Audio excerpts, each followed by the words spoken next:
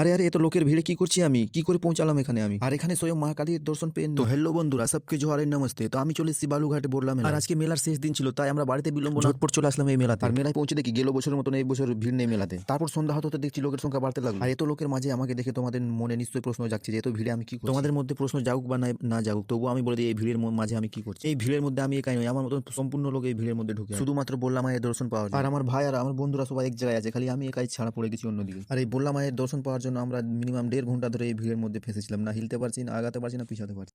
বললাম মায়ের দর্শন পাওয়ার জন্য এত লোকের ভিড় আর হইচই কি পুলিশ প্রশাসনও সামলাতে পারছি না। আর এত লোকের ভিড় দেখে আমার মনে হচ্ছিল না কি আমি মায়ের দর্শন করতে পারবো। শেষমেশ 1.5 ঘন্টা এই ভিড়ে থাকার পর ফাইনালি মায়ের দর্শন পেয়ে নিলাম।